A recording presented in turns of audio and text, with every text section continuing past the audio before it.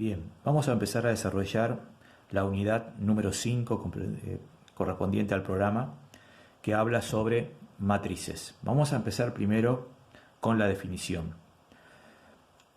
Se llama matriz al cuadro formado por números reales o complejos ordenados en filas y columnas, donde cada elemento tiene una determinada posición dentro del cuadro.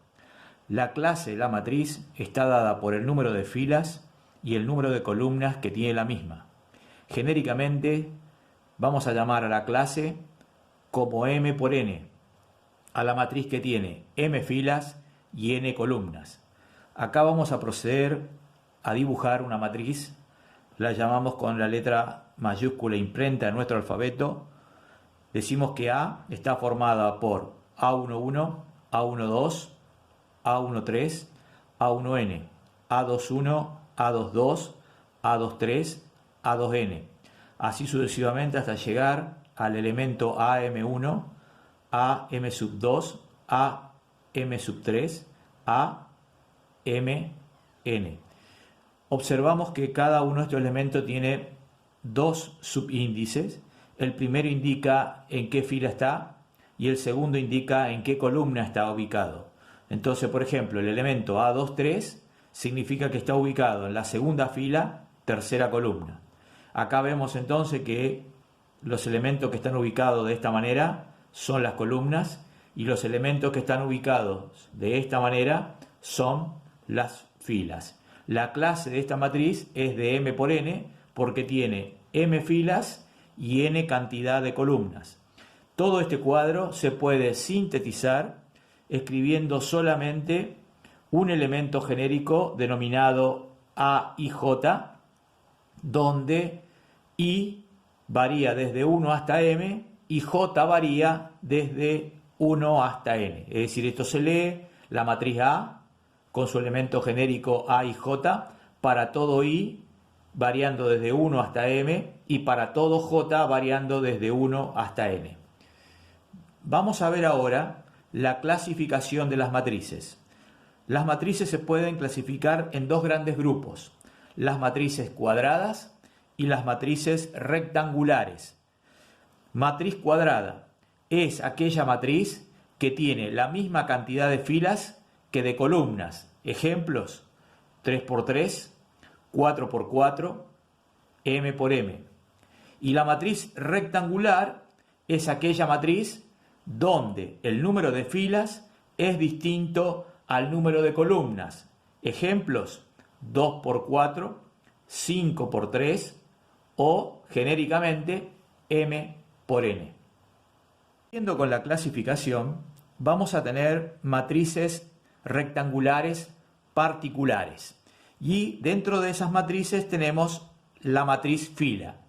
Es aquella matriz que tiene una sola fila y N cantidad de columnas, es decir, que es de clase 1 por N. Acá la hemos escrito, la matriz A es A11, A12, A13, punto suspensivo, A1N, es decir, que tiene una sola fila y N cantidad de columnas. La matriz columnas es aquella matriz que tiene M cantidad de filas y una sola columna, es decir, que es de clase M por 1. Vamos a corregir acá, es de clase M por 1, es decir, tiene M filas y una sola columna. Acá tenemos el elemento A11, A21, punto suspensivo, el elemento AM1. Siguiendo con la clasificación, vamos a definir dos matrices importantes que son la matriz triangular superior y la matriz triangular inferior. Se llama así a la matriz triangular superior a la matriz cuando los elementos que están debajo de la diagonal principal son iguales a 0 y el resto de los elementos al menos uno distinto de 0. Acá hay que aclarar que llamamos diagonal principal a la que está formada por los elementos donde coincide el número de filas con el número de columnas, es decir, el elemento A11, A22, A33 y así sucesivamente. Es decir, que los elementos A y J son iguales a 0 cuando I es mayor que J, es decir, que la fila supera a las columnas. Y los A y J son distintos de 0 cuando I es menor o igual que J. Y la matriz triangular inferior se llama así a la matriz donde los elementos que están por encima de la diagonal principal son iguales a 0 y el resto al menos 1 distinto de 0. Acá tenemos una matriz triangular inferior, donde vemos que esta sería nuestra diagonal principal y vemos que los elementos que están por encima de la diagonal principal son iguales a 0 y el resto, al menos uno de ellos, es distinto de 0. Eso es lo que dice acá, que los A y J son iguales a 0 cuando I es menor que J. Y los A y J son distintos de 0 cuando I es mayor o igual que J. Con la clasificación, ahora vamos a ver algunas matrices cuadradas particulares. Y empecemos por la matriz diagonal. Es aquella matriz en la cual los elementos de la diagonal principal son distintos de 0 y los restantes iguales a 0. Acá podemos apreciar que tenemos una matriz cuadrada donde la diagonal principal son todos números distintos de 0 y el resto de los elementos iguales a 0. Es decir, que vamos a decir que los A y J son iguales a 0 cuando I es distinto de J, es decir, que las filas son distintas a las columnas, y los A y J son distintos de 0 cuando I es igual a J. Pasamos ahora a la matriz escalar. Es un caso particular de la matriz diagonal donde los elementos de la diagonal principal son iguales a una constante K y el resto de los elementos iguales a 0. Quiere decir que los elementos de la diagonal principal están formados todos por un mismo número, que lo llamamos K genéricamente, y el resto de los elementos son iguales a 0. Quiere decir entonces que los A y J son iguales a 0 cuando I es distinto de J, y A y J es igual a la constante K si I es igual a J. Dentro de la matriz escalar tenemos una matriz pero muy importante que se denomina matriz identidad o matriz unidad. Entonces es un caso particular de la matriz escalar donde el valor de K es igual a 1 y el resto de los elementos iguales a 0. Es la única matriz a la que se le tiene asignada una letra del alfabeto y esta es la letra I de identidad. Entonces la designamos con la letra I y vemos nosotros que la diagonal principal tiene a la unidad y el resto de los elementos son iguales a 0. O sea que los A y J son iguales a 0 cuando I es distinto de J. Y los A y J es igual a 1 si I es igual a J.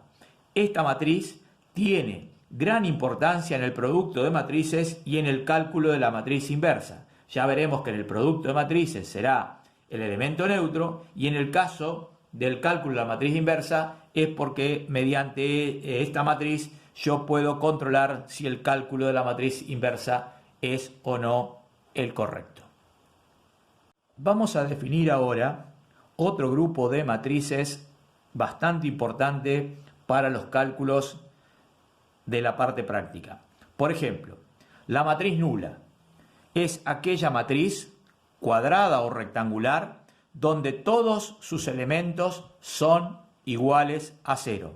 Acá hicimos dos ejemplos, tenemos una matriz de 3×3 y vemos y podemos apreciar de que todos los elementos son iguales a 0. Es decir, eso sería una matriz nula. Acá tenemos una matriz rectangular que tiene 3 filas y 2 columnas, entonces decimos que todos los elementos son iguales a 0, por eso escribimos en forma genérica que una matriz nula es que para todo A y J es igual a 0. La matriz opuesta es otra matriz importante y su definición dice lo siguiente. Dada una matriz A, se llama matriz opuesta de A y se escribe menos A la matriz que se obtiene de cambiar el signo a todos los elementos de la matriz A. Es decir, que si yo tengo una matriz A dada en forma genérica A11, A12, A13, A21, A22, A23, A31, A32, A33, es decir, es de clase 3×3. Si yo quisiera calcular la matriz opuesta de esta matriz, lo que deberíamos hacer es escribir menos A sería igual y cambiarle el signo, como vemos acá, a todos los elementos de la matriz A. Quedaría menos A11, menos A12, menos A13, menos A21, menos A22, menos A23, menos A31, menos A32 y menos A33. Y ahora vamos a definir algo muy importante que lleva como nombre matriz transpuesta. Y la definición dice lo siguiente: dado una matriz A de clase M por N, se llama matriz transpuesta de A y se escribe la A y en el superíndice una T, también en este caso de clase N por M, a la matriz que se obtiene de cambiar las filas por columnas o las columnas por filas de la matriz A. Acá tenemos un ejemplo genérico. Yo tengo una matriz A, A11, A12, A21, A22, A31 y A32, es decir que es de clase 3 filas por 2 columnas, es decir que es de clase 3×2. La matriz transpuesta será una matriz de 2×3. ¿Por qué? Porque lo que era fila, A11, A21 y A31, ahora lo vamos a escribir como, lo que era, columna, lo vamos a escribir ahora como fila, es decir que quedó A11, A21 y A31.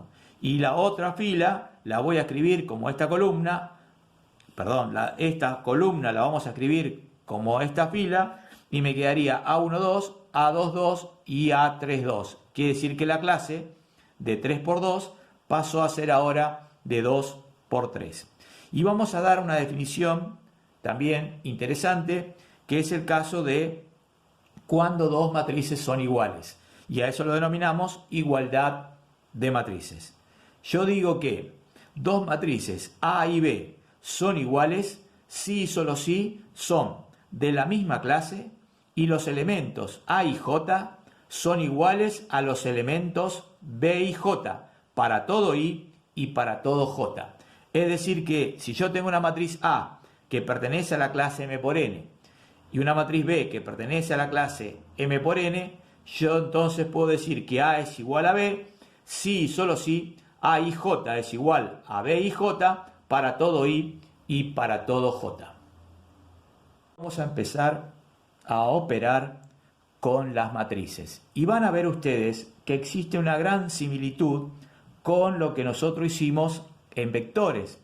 Justamente porque en matemática los vectores y las matrices pertenecen al mismo conjunto y ese conjunto recibe el nombre como espacio vectorial. Si bien a nosotros no nos interesa mucho esa parte de la matemática, pero sí es importante decirlo para que el estudiante asocie que los vectores y las matrices cumplen exactamente las mismas propiedades con la suma y el producto por un escalar. Entonces vamos a empezar con respecto a la suma de matrices. Primero vamos a indicar cuándo yo puedo sumar. Dice, dos o más matrices se pueden sumar si y solo si son de la misma clase. Eso es importantísimo a la hora de poder saber si dos matrices se pueden o no sumar. Entonces ahora definimos la suma de la siguiente manera. Sean A y B dos matrices de clase M por N, llamamos matriz suma de A más B a otra matriz de clase M por N cuyos elementos resultan de sumar los elementos de A y los elementos de B ubicados en la misma posición. Por ejemplo, si yo tengo una matriz A y J, que pertenece a la clase M por N, y una matriz B, cuyo elemento genérico es B y J, que pertenece a la clase M por N, la suma de A más B es la suma de A y J más B y J, y eso resulta de sumar los elementos de A con los elementos de B para todo I y para todo J ubicados exactamente en la misma posición. ¿Qué quiere decir eso? Que el elemento A11 lo sumaré con el elemento B11 de la matriz B. Para ello hacemos un ejemplo y en el ejemplo vemos que acá tengo una matriz de 2 por 3 y la voy a sumar con otra matriz de clase 2 por 3. Esta matriz es 2 menos 3, 1, 4, 1, 2. Acá tenemos la matriz menos 1, menos 5, 2, menos 3, 1, 0. Y a la hora de sumar hacemos lo siguiente. Este número 2 lo voy a sumar con su elemento ubicado exactamente en el mismo lugar, menos 1, y como resultado me da este resultado. O sea que 2 menos 1 me da 1, menos 3 menos 5 me da menos 8, 1 más 2 es igual a 3, 4 menos 3 me da 1, 1 más 1 es igual a 2, y 2 más 0 es igual a 2. Esto sería el resultado de la suma. Vamos a pasar ahora a ver las propiedades que cumple la suma de matrices. La primera propiedad le va a parecer conocida, lleva el nombre de ley de composición interna. Dice así, que para todo par de matrices A y B que pertenecen a la clase M por N, se verifica que la suma A más B también pertenece a la misma clase M por N. La segunda propiedad es la propiedad conmutativa y dice que para todo par de matrices que pertenecen a la clase M por N, se verifica que A más B es exactamente igual a B más A. La tercera propiedad es la propiedad asociativa y dice que para toda terna de matrices A, B, C que pertenecen a la clase M por N, se verifica que A más B y a ese resultado más C da lo mismo que si a A le sumamos la suma de B más C. Y ahora pasando a otra propiedad, tenemos la cuarta propiedad que se denomina existencia del elemento neutro. Entonces decidimos definirla de la siguiente manera. Para toda matriz A que pertenece a la clase M por N, existe una matriz N que pertenece a la misma clase, o sea, de M por N, tal que si yo sumo A más N me da lo mismo que sumar N más A y ese resultado me da la misma matriz A, es decir que no sufre ningún tipo de cambio la matriz A. ¿Y quién es la matriz N? Nada más y nada menos que la matriz nula que ya hemos definido más adelante. Y la quinta propiedad es justamente la existencia del elemento simétrico o elemento opuesto en el caso de la suma. Y acá tenemos que para toda matriz A que pertenece a la clase M por N, existe menos A que pertenece a la clase M por N, tal que si sumamos A más menos A o menos A más A, da como resultado la matriz nula, que es justamente el neutro para la suma. Esa matriz menos A, que también ya la definimos anteriormente, recibe el nombre de matriz opuesta. Ahora pasaremos a otra operación que es denominado producto de una matriz por un escalar. Ya hemos visto esto muy parecido al caso de vectores, donde justamente el escalar era nada más ni nada menos que un número. Entonces decimos, dado una matriz A de clase M por N y un escalar alfa, definimos al producto de alfa por A a la matriz de clase M por N que se obtiene de multiplicar cada elemento de A por el escalar alfa. Es decir que sea A una matriz A y J que pertenece a la clase M por N y un escalar alfa que pertenece obviamente al conjunto de escalares, se verifica que alfa por A es igual a alfa por la matriz A y J y entonces cada elemento A y J quedará multiplicado por alfa para todo I y para todo J. Para poder entender un poquito más esta operación, acá mostramos un ejemplo. Yo tengo el número 2, el escalar 2, que multiplica una matriz de clase 3 por 2, 4 menos 3, 2 menos 1 medio, menos 3 menos 1. Entonces, el resultado de multiplicar 2 por esta matriz consiste en que cada elemento de la matriz queda multiplicado por 2. 2 por 4, 8, 2 por menos 3, menos 6, 2 por 2 es 4, 2 por menos un medio es menos 1, 2 por menos 3 es menos 6 y 2 por menos 1 da como resultado menos 2. Así como sucedió en el conjunto de vectores, también el producto de una matriz por una escalar cumple 5 propiedades. La primera propiedad lleva como nombre ley de composición externa. Y esto ya lo habíamos explicado en ese momento, se llama así porque ley es, en este caso, el producto, o sea, la operación. Composición porque compone dos elementos y externas ¿por qué? Porque yo tengo elementos de un conjunto, lo opero con elementos de otro conjunto que serían los escalares, pero sigo obteniendo como resultado matrices. Entonces dice así, que para toda matriz que pertenece a la clase M por N y para todo escalar alfa que pertenece al conjunto de escalares, se verifica que el producto de alfa por A pertenece al conjunto de matrices de clase M por N. Tenemos la segunda propiedad denominada pseudoasociativa que dice así, para toda matriz A que pertenece a la clase M por N y para todo par de escalares alfa y beta que pertenece al conjunto de escalares, se verifica que alfa que multiplica a beta por A es igual a alfa por beta y todo eso por A. Nos quedan tres propiedades más que son la propiedad distributiva del producto de un escalar respecto a la suma de matrices. Y dice la forma simbólica de la siguiente manera. Para todo par de matrices que pertenecen al conjunto M por N y para todo escalar alfa que pertenece al conjunto de escalares, se verifica que alfa que multiplica a la suma A más B da lo mismo que alfa por A más alfa por B. Ahí se ve la distributiva del producto de un escalar respecto a la suma de matrices. La cuarta propiedad es justamente la propiedad distributiva del producto de una matriz respecto a la suma de escalares.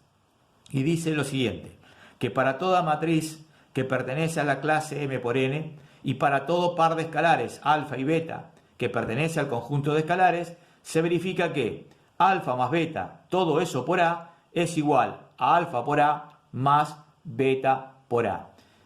Y en el caso de la quinta propiedad, denominada neutro para el producto, dice lo siguiente, que para toda matriz que pertenece a la clase M por N, existe el 1 que pertenece al conjunto de escalares, tal que 1 por A es lo mismo que A por 1 y ese resultado me da la misma matriz A. La operación más compleja que podemos tener nosotros con matrices, que es justamente el producto de matrices. No todas las matrices se pueden multiplicar. Para poder multiplicar deben cumplir con una condición. Y acá la escribimos e inclusive la recuadramos con colorado para que el estudiante la tenga siempre presente. Dos matrices se pueden multiplicar si y solo si el número de columnas de la primera matriz es igual al número de filas de la segunda matriz.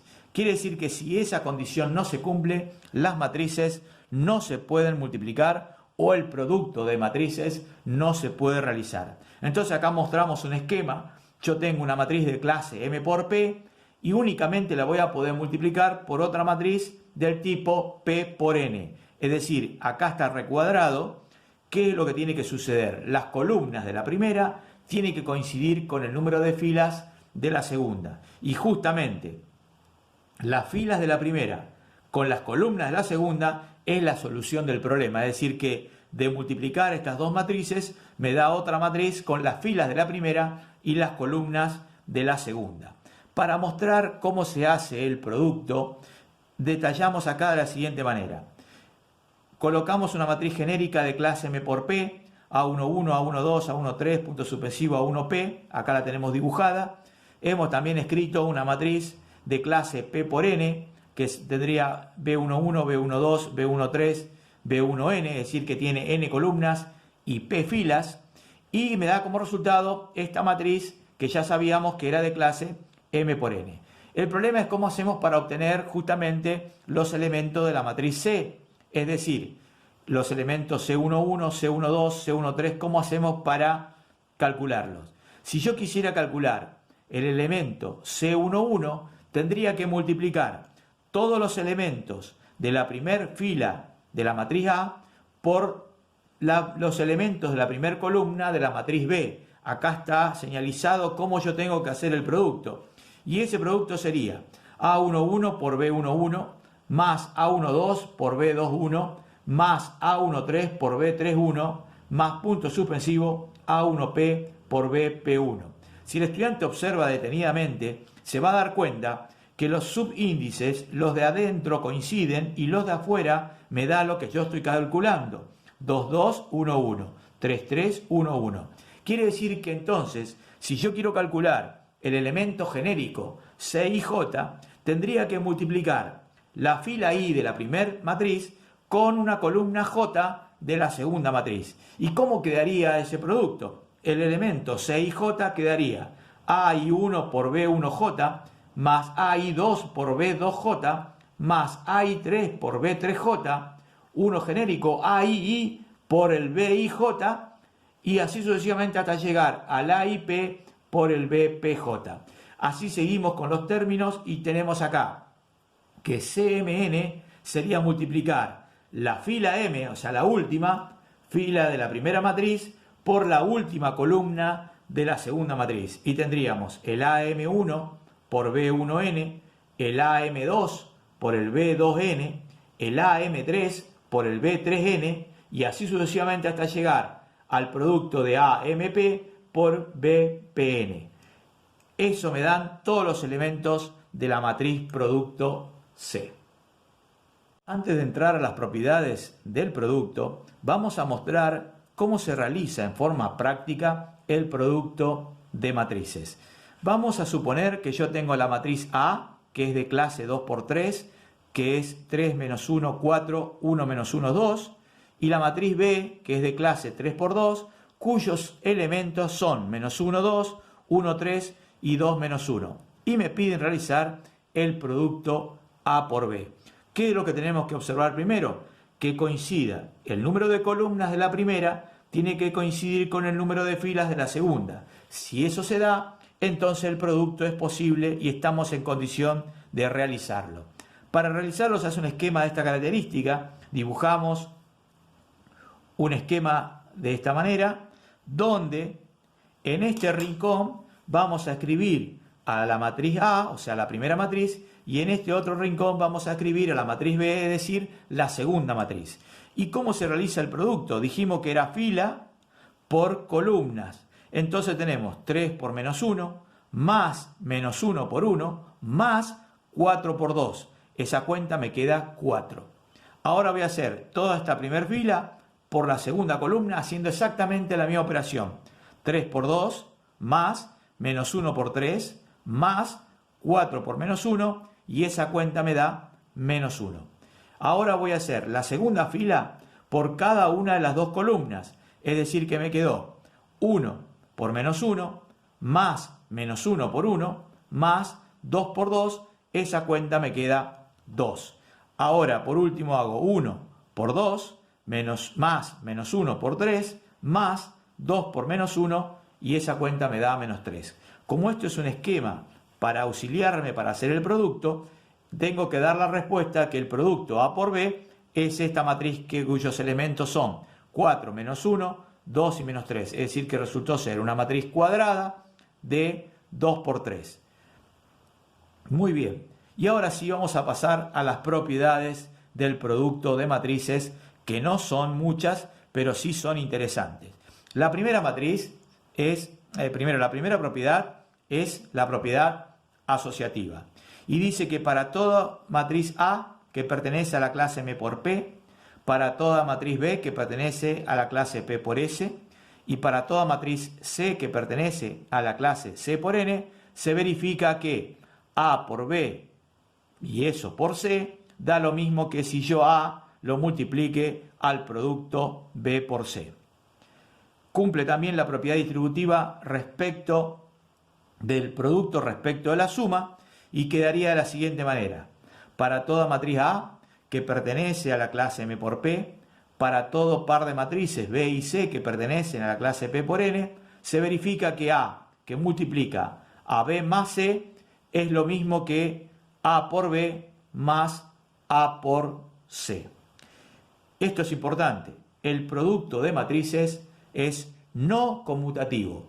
Es decir, que en algunos casos se podría llegar a dar que fuese conmutativo. Pero como son casos muy excepcionales, decimos que el producto de matrices es no conmutativo. Es decir, que si yo tengo una matriz A que pertenece a la clase M por N y otra matriz que B que pertenece a la clase N por M, yo puedo multiplicarla, pero los resultados serán diferentes. Y en los peores de los casos es que el producto no sea posible. En este caso será posible, pero en un caso obtendremos una matriz cuadrada de clase M por M y en el otro caso tendríamos una matriz de clase N por N. Es decir, que los resultados son completamente distintos.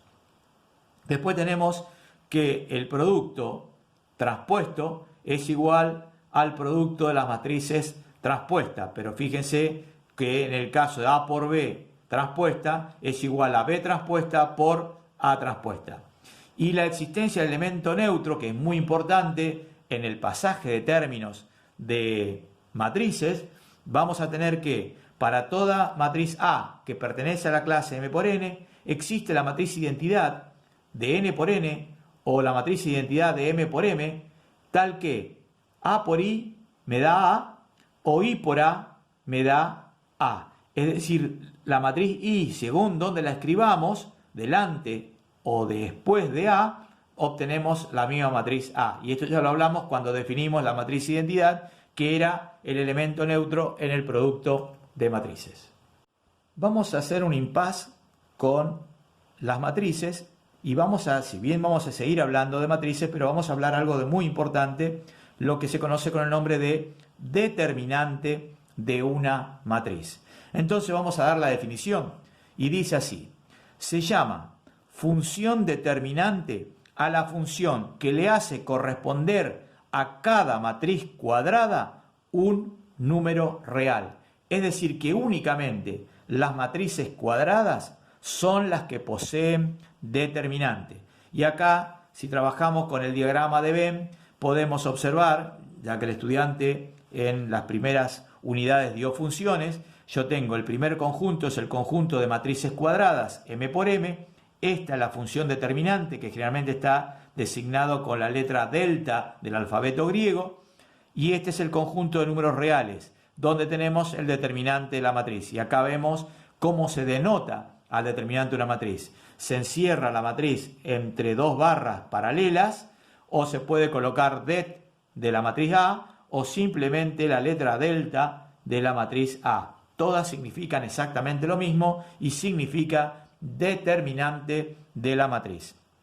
Entonces, si A, la matriz A, pertenece a la clase cuadrada M por M, entonces el determinante de A pertenece al conjunto de números reales.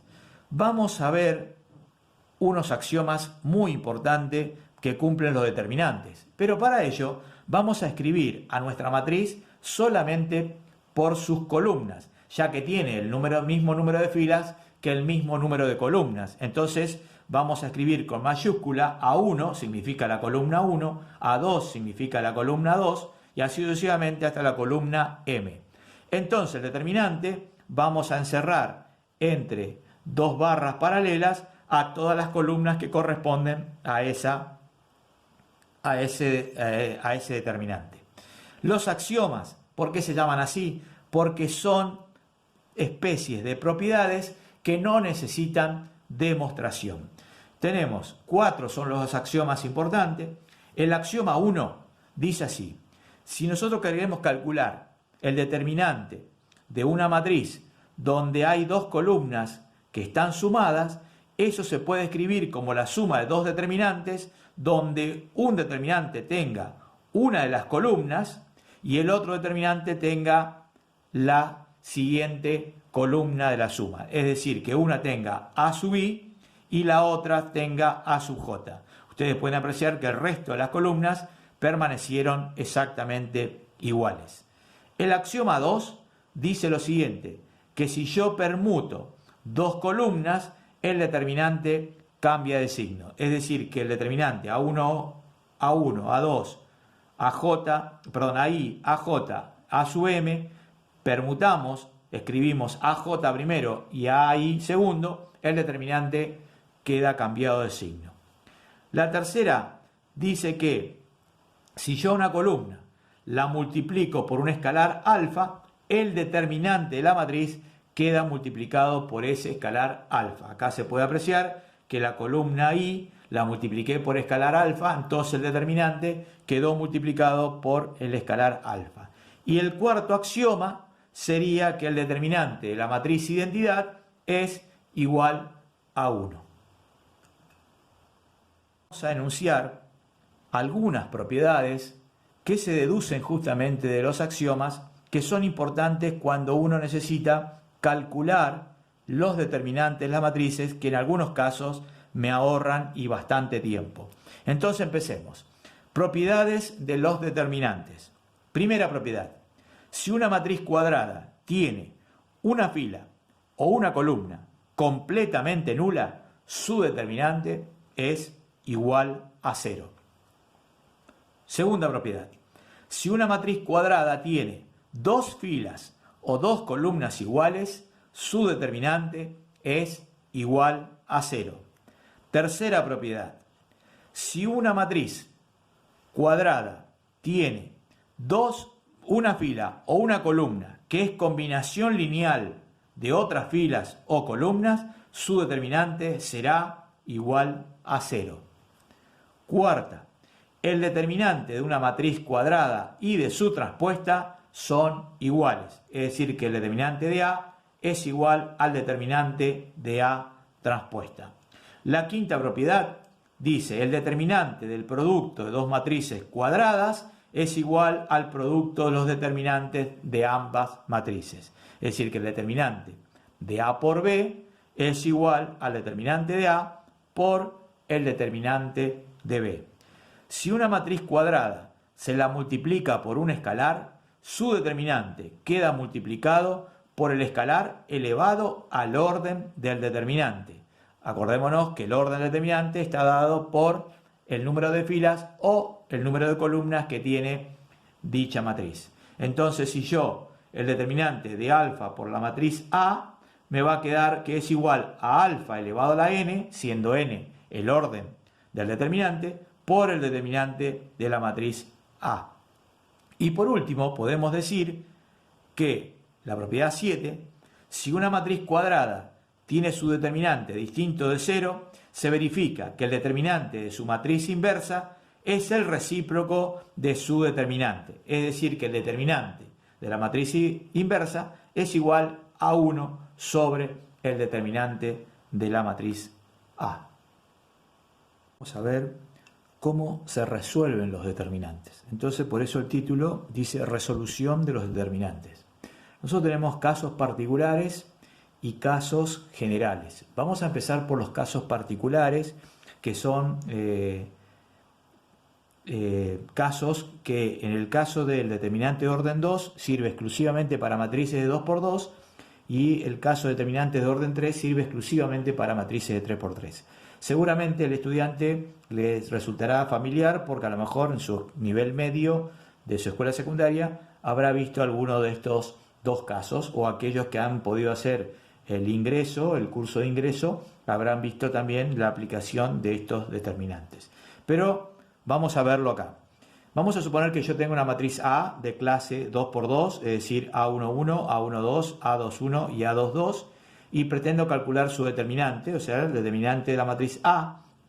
Escribimos a los elementos encerrado entre dos barras paralelas y vamos a hacer el producto de la diagonal principal menos el producto de la diagonal secundaria. Es decir, que esto quedaría A11 por A22 menos A12 por A21. Acá tenemos la cuenta hecha, el arco en rojo es el producto que está en la diagonal principal y el arco en azul es el producto que está en la diagonal secundaria. Así se resuelve entonces un determinante de orden 2 exclusivamente para matrices de 2×2. Y ahora vamos a determinantes de orden 3, que son exclusivamente para matrices de 3 por 3. Esto se conoce con el nombre de regla de Sarrus. Hay varias opciones, son 3 las opciones distintas.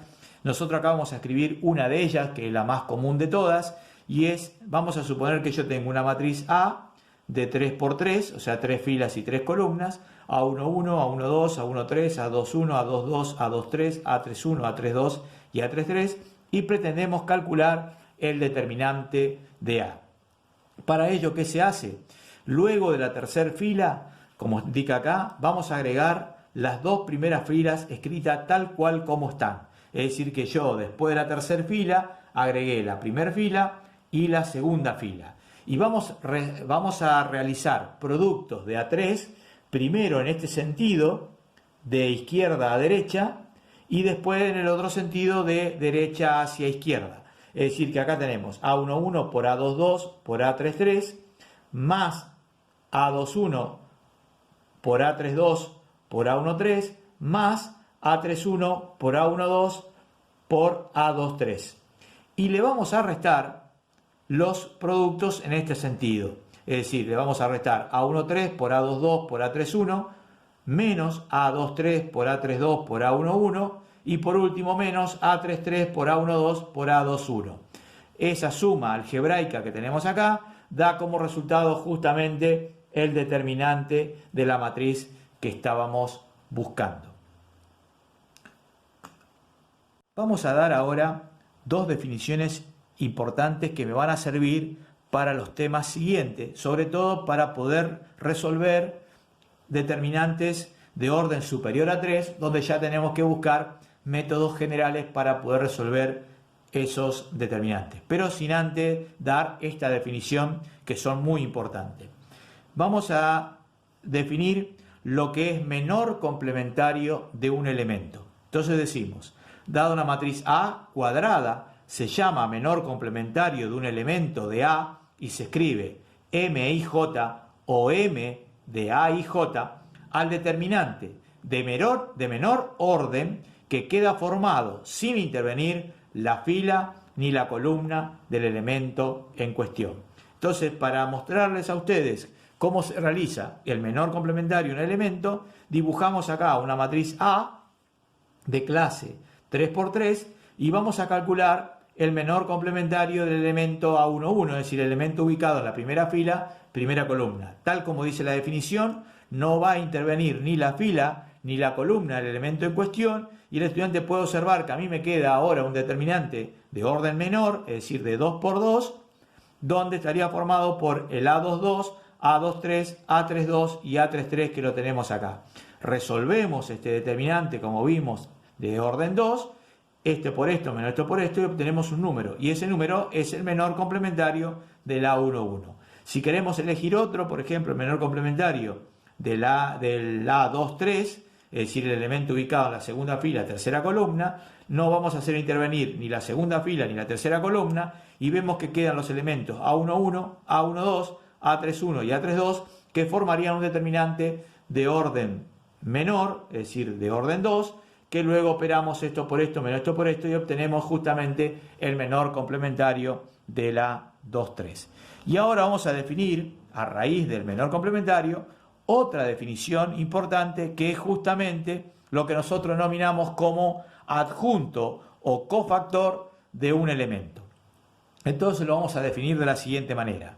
Dada una matriz A cuadrada, se llama adjunto de un elemento de A y se escribe AIJ o adj de AIJ al menor complementario de dicho elemento cuyo signo dependerá de la posición del elemento en la matriz, mediante la siguiente regla. El menor complementario conserva el signo si la suma de la fila más la columna del elemento es un número par, es decir que I más J es par. El menor complementario cambia de signo si la suma de la fila más la columna del elemento es impar. Entonces podemos abreviar simbólicamente de la siguiente manera. Yo digo que el adjunto del A y J será igual al menor complementario del A y J si y solo si I más J es un número par. Y en el caso de que A, el adjunto del A y J va a ser igual a menos el menor complementario del A y J, si y solo si la suma de I más J, o sea, la suma de la fila más la columna del elemento donde estaría ubicado, es un número impar. Y ahora sí, una vez que hemos definido lo que era el adjunto cofactor de un elemento, ya estamos en condiciones de ahora de poder mostrarles a los estudiantes cuáles son los métodos generales para resolver los determinantes. Uno de esos métodos se conoce con el nombre de método por los elementos de una línea. Dice así: este método consiste en elegir una fila o una columna y luego desarrollar el determinante multiplicando cada elemento de la fila o columna elegida por su respectivo adjunto. Nosotros acá dibujamos un determinante de orden 4 y hemos elegido, por ejemplo, la primera fila. Entonces, ¿cómo desarrollo este determinante? El A11, que es este elemento, por el adjunto del A11, más el A12 por el adjunto del A12, más el elemento A13 por el adjunto del A13, y por último, más A14 por el adjunto del A14. De esa suma algebraica surge el determinante de la matriz A. Fíjense lo notable de esto, que yo tengo un determinante de orden 4 y los adjuntos serán determinantes de 3 por 3, es decir, que yo pude reducir un determinante de 4 por 4 a resolver determinantes de 3 por 3. El otro método general lleva como nombre el nombre de su autor y se conoce con el nombre de método o regla de Kio.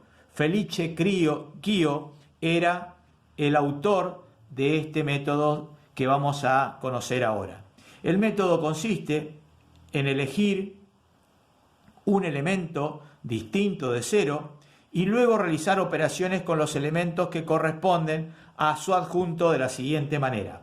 Por ejemplo, nosotros acá tenemos otra vez dibujado un determinante de orden 4, donde existen 16 elementos. Yo puedo elegir cualquiera de esos 16 elementos que no pueden ser 0, y enseguida el estudiante se va a dar cuenta por qué no puede ser 0. Lo ideal en la elección sería elegir un 1 o un -1 para que los cálculos sean mucho más sencillos de resolver. Entonces esto sería de la siguiente manera. El desarrollo de este determinante será igual al A11, que es mi pivot, por -1 elevado a la 1 más 1, esto para que me dé el signo de que llevaría el adjunto, y acá comenzamos los cálculos.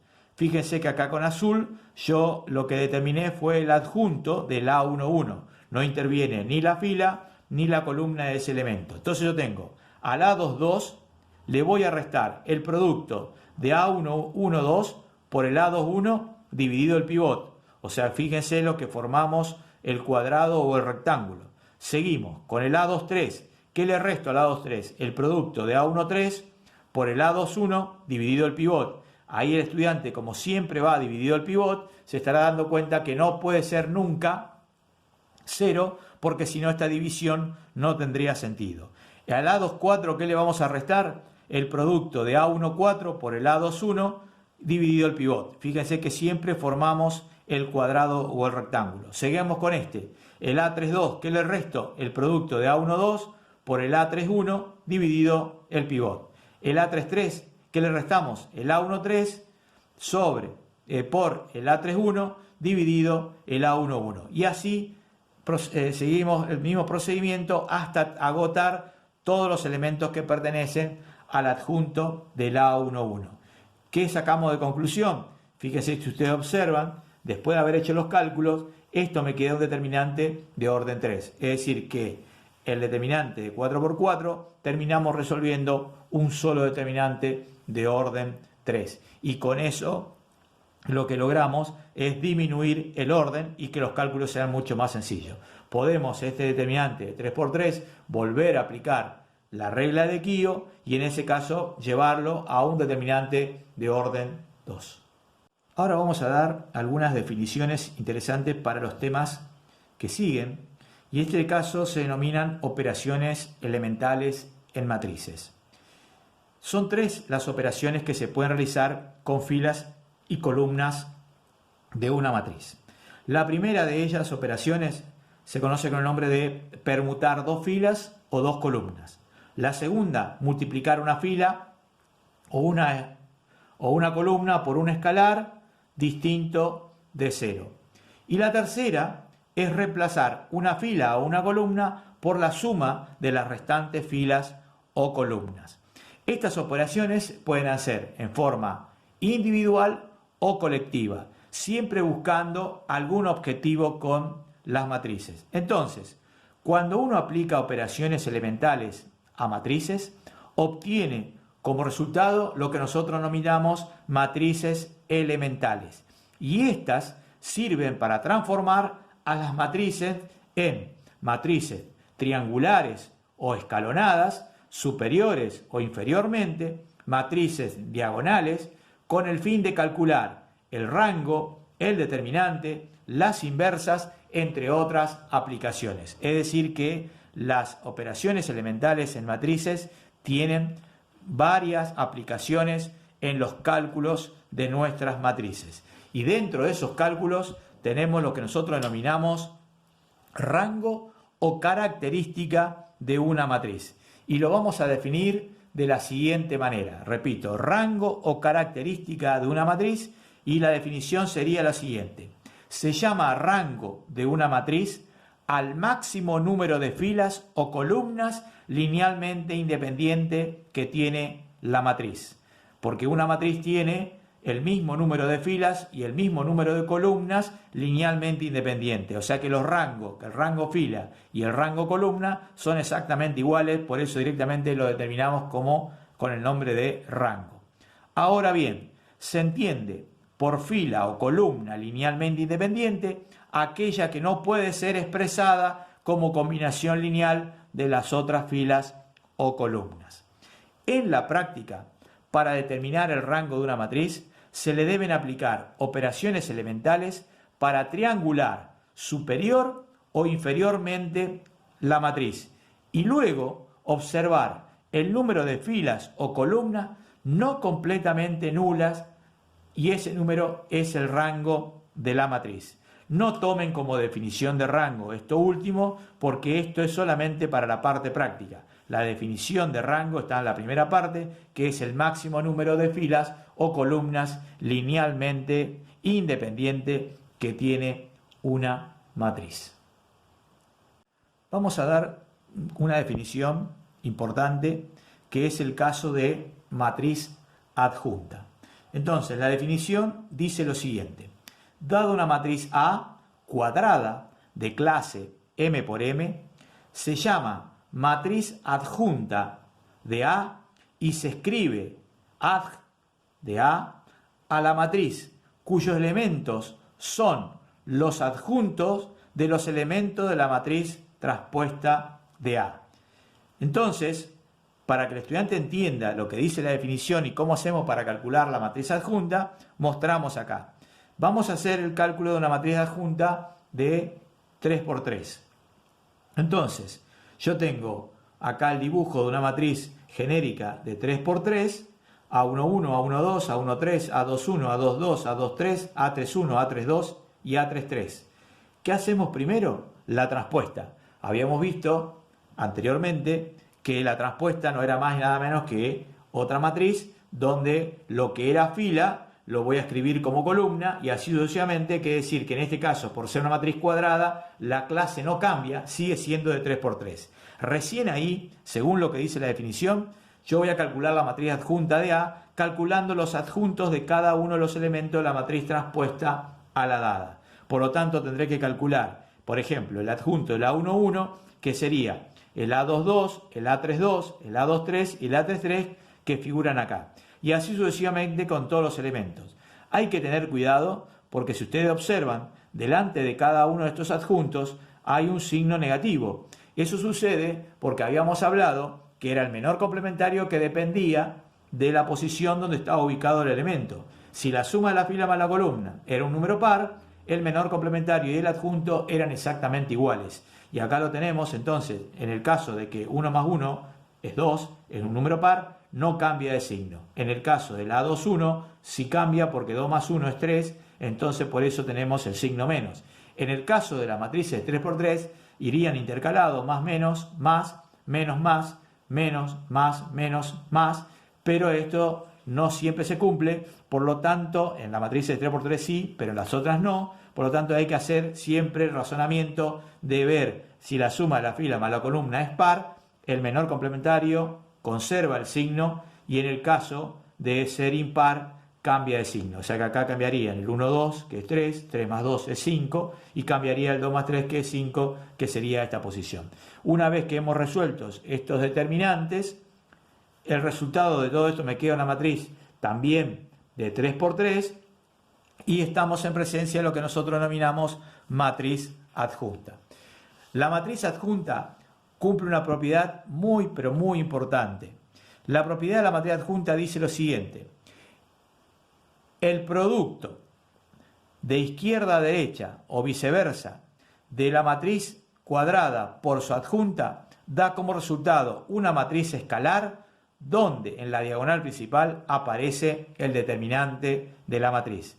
Es decir que si yo tengo una matriz A que pertenece a la clase M por M y la adjunta de A que también pertenece a la misma clase, se verifica que si yo multiplico A por la adjunta de A más la adjunta de A por A, me da como resultado el determinante de A por la matriz identidad. Acá lo tenemos en el recuadro, fundamentalmente lo que nosotros estamos diciendo como la propiedad que cumple la matriz adjunta.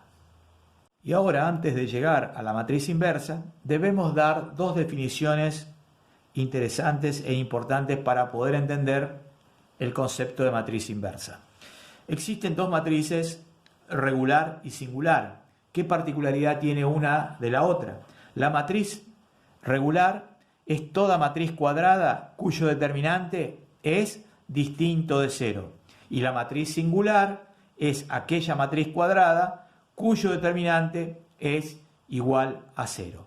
Teniendo en cuenta estas dos definiciones, estamos en condiciones ahora sí de definir lo que es la matriz inversa. Y es muy importante nosotros que tengamos en cuenta la matriz inversa porque es la única que me permite hacer pasajes de términos cuando aparecen productos en las matrices. Entonces tenemos, dada una matriz A, cuadrada y regular, o sea su determinante distinto de cero, llamamos matriz inversa de A y se escribe A a la menos 1 a la matriz que pre y post multiplicada por A da como resultado la matriz identidad.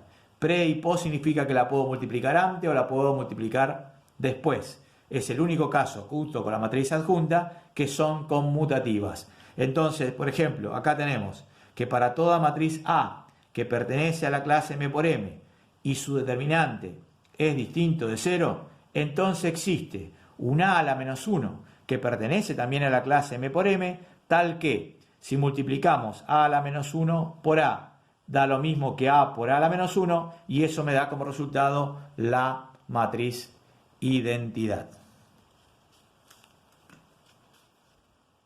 Vamos a mostrar ahora cómo hacemos para calcular la inversa de una matriz. Existen dos métodos, podríamos decir que existe un tercero, pero entre el segundo y el tercero no hay mucha diferencia, pero en este caso sí.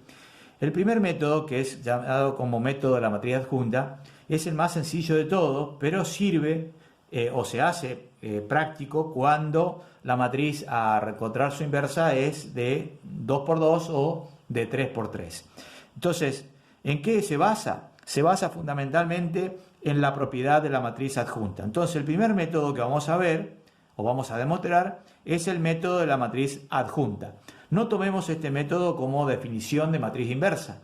La definición de matriz inversa la vimos en el video anterior, es decir, que era la matriz que pre y post multiplicada por A daba como resultado la matriz identidad. Acá lo que vamos a ver es cómo hacemos nosotros para calcular la inversa de esa matriz. Entonces, partimos de la propiedad de la matriz adjunta que decía que la matriz A por la adjunta de A me daba como resultado una matriz diagonal que era mejor dicho, una matriz escalar, que era el determinante de A por la matriz identidad.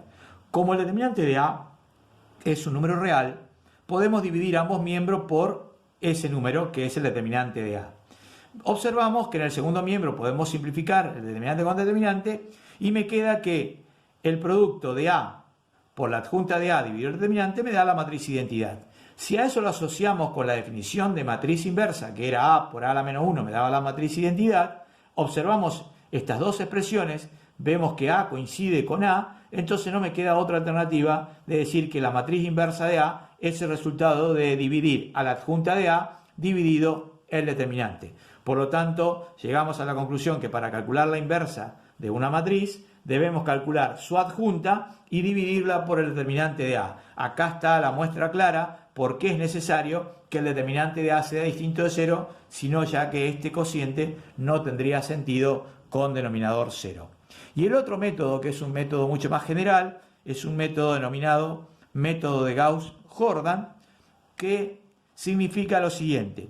Este método consiste en realizar operaciones elementales a la matriz A, a la cual se desea obtener su inversa, y transformarla en la matriz identidad. Y al mismo tiempo, las mismas operaciones elementales se las realizamos a la matriz identidad del orden igual a la matriz A, cuando obtenemos la matriz identidad. En el mismo momento obtenemos la inversa de A. Acá tenemos un esquemita, es decir, yo comienzo con la matriz A y la identidad del mismo orden. A la matriz A le voy a hacer operaciones elementales hasta llegar a la matriz identidad. Esas mismas operaciones elementales se las hacemos a la identidad y al cabo de haber llegado a la identidad, automáticamente en el otro extremo tenemos la inversa de la matriz A. Ahora vamos a mostrar en un video siguiente con un ejemplo práctico cómo se realizan las operaciones elementales aplicando el método de Gauss-Jordan. Vamos a ver entonces cómo hacemos para aplicar el método de Gauss-Jordan a una matriz a la que deseamos encontrar su matriz inversa. Tal como se dijo en el video anterior, vamos a suponer que tenemos una matriz A cuyos elementos son menos 1, 2, 3, 1, 2 y 2, 2, 2 y menos 2. Entonces la escribimos acá. Y del otro lado, o sea, a la parte derecha, voy a escribir a la matriz identidad que corresponde al orden de la matriz que estamos calculando. Como era de 3 por 3, yo voy a escribir la matriz identidad también de 3 por 3. Tenemos la 1, 0, 0, 0, 1, 0 y 0, 0, 1. ¿Qué vamos a hacer acá? Vamos a proceder a triangular esta matriz, es decir, primero vamos a hacer 0 en la primera columna, después haremos 0 en la segunda columna y así sucesivamente. Para eso vamos a usar operaciones elementales. Por ejemplo, en el primer caso, para hacer un 0 en este lugar donde está el 1, ¿yo qué voy a hacer? Sumar la fila 1 con la fila 2. Menos 1 más 1 me da 0, 2 más 2 me da 4, 3 más 2 me da 5. Lo propio hacemos acá. 1 más 0 me da 1, 0 más 1 me da 1 y 0 más 0 me da 0. Para hacer un 0 acá donde está el 2, ¿yo qué voy a hacer? Voy a multiplicar la fila 1 por 2 y le voy a sumar la fila 3. Entonces esto me quedaría 2 por menos 1 me queda menos 2, más 2 me queda 0, 2 por 2 es 4, más 2 es 6, 2 por 3 es 6, menos 2 es 4. Lo propio hacemos acá, 2 por 1 es 2, más 0, 2, ahí lo tenemos, 2 por 0, 0, más 0, 0, 2 por 0, 0, más 1, 1, acá lo tenemos. Seguimos en el paso siguiente. En el paso siguiente voy a copiar la primera fila como está y voy a copiar la segunda fila como está. Lo mismo hacemos con la matriz que tenemos a la derecha. Pero nos preocupamos siempre por la matriz que tenemos a la izquierda, que es la que tenemos que llegar a la identidad. Entonces acá, por ejemplo, tengo que hacer un 0 en donde está el 6. Entonces, ¿qué hago? Multiplico a la fila 2 por menos 3 y le voy a sumar la fila 3 multiplicada por 2. Los ceros conseguidos no se pierden porque menos 3 por 0 me da 0 y 2 por 0, 0, 0 más 0 me queda 0. Pero miren acá, menos 3 por 4 me queda menos 12, 2 por 6, 12, menos 12 más 12 me queda 0, menos 15 más 8 me queda menos 7. Exactamente lo mismo vamos a hacer en este lugar. Entonces hacemos menos 3 por 1 menos 3 más 4 me queda 1, menos 3 por 1 me queda menos 3, más 0 me queda menos 3, menos 3 por 0 me queda 0 y 2 por 1 me queda 2, o sea que me quedaría 2. Hemos logrado triangular superiormente la matriz.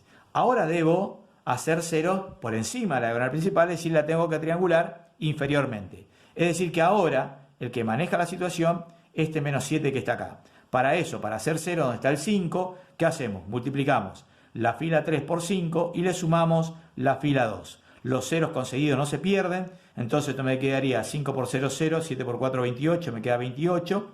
Acá me queda 5 por menos 7, menos 35, 7 por 5, 35, menos 35 más 35 me queda 0.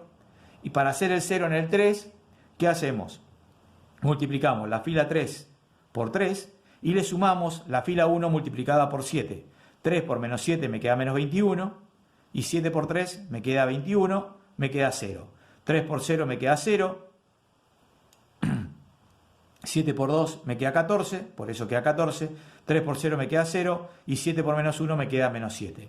Entonces, ya estamos a un paso prácticamente de diagonalizar la matriz, por lo tanto tenemos que hacer un 0 en el 14 y lo que hacemos es multiplicar la fila 2 por menos 1 y sumarle la fila 1 por 2.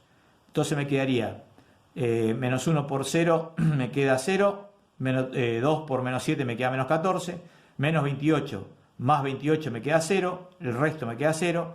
Hacemos exactamente lo mismo acá, o sea, menos 1 por 12 me queda menos 12, me queda 20, menos 12 más 20 me queda 8, acá me queda 8, menos 18 me queda menos 10, acá me queda menos 10 más 12 me queda 2, y observamos que para obtener la identidad acá, ¿yo qué tengo que hacer?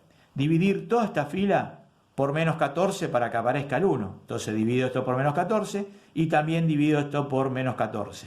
A esta fila la voy a dividir por 28 para que me quede el 1, entonces toda esta fila va a quedar dividida por 28. A la última fila la voy a dividir por menos 7 y también me quedaría el 1 acá y ahí me queda dividido por menos 7. Lo que yo tengo acá y lo que escribimos acá, menos 4 séptimos, 5 séptimos, menos 1 séptimo, 3 séptimos, menos 2 séptimos, 5 14avos, menos 1 séptimo, 3 séptimos y 2 séptimos no es nada más que los elementos de la matriz inversa. Entonces pueden apreciar ustedes que acá hemos arribado a la identidad y automáticamente del otro lado tenemos la matriz inversa de A.